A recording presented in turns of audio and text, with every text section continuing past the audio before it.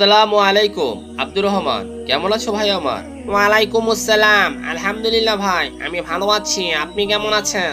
আলহামদুলিল্লাহ। কি হয়েছে তোমার? মনটা আজকে যেন কেমন অস্থির অস্থির দেখছি। কি যে বলবো ভাই, বাসায় আজকে বাবা মা ঝগড়া করলো, এই জন্য আমার মনটা ভালো নেই। কি বলছো? বাবা মা ঝগড়া করেছে? কি নিয়ে ঝগড়া করলো? বাবা ঝগড়া করেছে মার সাথে। বাবা চাকরি করতে চাচ্ছে না, বাবা ব্যবসা করতে চায়।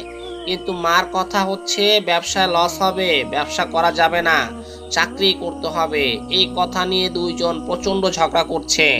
হায় আফসোস। মানুষ যদি একটু বুঝতো তাহলে তো মানুষ ভালো থাকতে পারতো ইহকাল এবং পরকালে। কি বললেন ভাই? কিছুই বুঝলাম না। আচ্ছা শোনো, তোমাকে আমি বুঝিয়ে বলছি। চাকরি হচ্ছে একটা নিয়মতান্ত্রিক ব্যবস্থা। এখানে মানুষ শুধুমাত্র নিজেদের সাময়িক সমস্যা দূর করার জন্য কাজ করে থাকে। যেমন ধরো, তুমি যদি কোথাও চাকরি করো, তোমার ওইখানে নির্দিষ্ট পরিমাণ একটা বেতন ধরা হবে।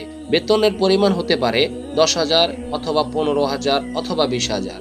এখন এই 20,000 টাকার ভিতরে তোমাকে সারাটা জীবন কাটিয়ে দিতে হবে, তুমি 20,000 টাকার বাহিরে যেতে পারবে না।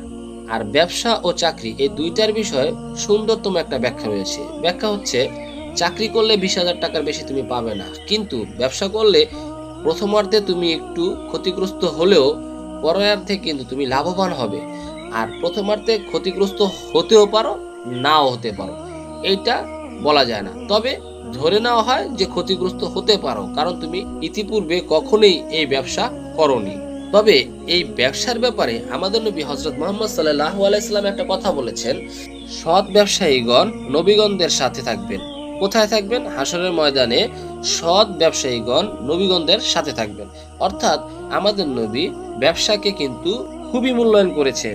আর একটা কথা আছে, গুরুত্বপূর্ণ বিষয়, সেটা হচ্ছে যে রিজিকের 9 ভাগই রয়েছে ব্যবসায়, আর 1 ভাগ রয়েছে বিভিন্ন স্তরে। এখন তুমি যদি ব্যবসা না করে চাকরির পিছনে ঘুরতে যাও, তাহলে অবশ্যই তুমি সেই 10 ভাগের 1 ভাগের মধ্যে পড়েছো। আর যারা ব্যবসা করে তারা অবশ্যই সেই 10 ভাগের 9 ভাগের ভিতর পড়েছে। আর যদি সে সৎ ব্যবসা করতে পারে, তাহলে তার কোনো কথাই নেই, সে হাসরের ময়দানে নবীগণের সাথে থাকবেন। আমাদের নবীর ওয়াদা ছিল এইটাই। সুতরাং ব্যবসা করাটা খুবই জরুরি। ব্যবসায় তুমি চাইলে তোমার জীবনের সমস্ত শখ আহ্লাদ ইচ্ছা সমস্ত কিছু পূর্ণ করতে পারবে, কিন্তু চাকরিতে সেটা সম্ভব নয়। আর চাকরিতে পরিবারে শান্তিও থাকে না। যেমন ধরো, 20,000 টাকা তোমার প্রতি মাসের স্যালারি চাকরির ক্ষেত্রে। এখন তুমি 20,000 টাকার মধ্যে তোমাকে সীমাবদ্ধ থাকতে হবে। কোনো মাসে যদি তোমার 5,000 টাকা বেশি লেগে যায়, তখন কিন্তু তুমি আর সেই টাকাটা বেকআপ দিতে পারবে না, কারণ তোমার তো নির্দিষ্ট সীমারেখাই হচ্ছে 20,000 টাকা। আর যদি তুমি ব্যবসা করতে, তাহলে অবশ্যই তুমি নির্ধারিত টাকার চাইতে বেশি টাকা আর্নিং করতে পারতে, আয় করতে পারতে। সুতরাং চাকরির তুলনায় ব্যবসা করাটাই উত্তম। কি বলছেন ভাই? ব্যবসা করাটাই উত্তম? তাহলে যে মা বাবাকে বলছে ব্যবসা করা যাবে না, চাকরি করতেই হবে। আসলে একটা কথা তোমাকে আমি বলি, তোমার মা এই কথাটা বলার পিছনে কিছু কারণ রয়েছে।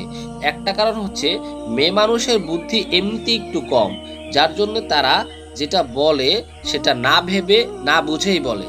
আবার চাকরি বা ব্যবসা এই দুইটা ক্ষেত্রে বিশেষে যদি তুমি দেখতে যাও, তাহলে তারা চাকরিকে প্রাধান্য বেশি দেয়। কারণ চাকরিটাকে এই জন্য প্রাধান্য দেয়, ওই যে নারী বা মহিলার আশেপাশে থাকা যত মানুষ রয়েছে, তাদের অধিকাংশ মানুষই চাকরিজীবী।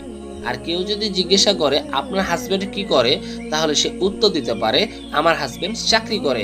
অর্থাৎ চাকরির মর্যাদাটা এমন একটা জায়গায় নিয়ে যাওয়া হয়েছে, যাতে করে মানুষ চাকরি করে এই বিষয়টা বলেই প্রাউড ফিল করতে পারে। ও আচ্ছা, তাহলে এই কথা।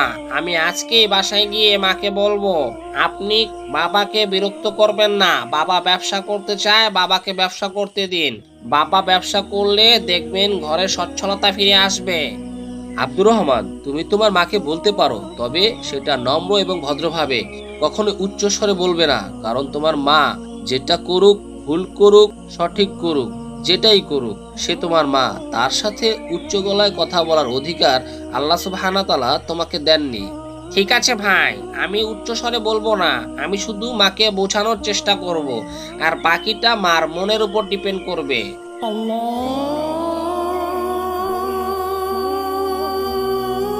হ্যাঁ ওইটাই, ওই তো আব্দুর রহমান মাগরিবের আজান দিচ্ছে, চলো ভাই আমার নামাজে যাই। ইনশাল্লাহ ভাই চলুন।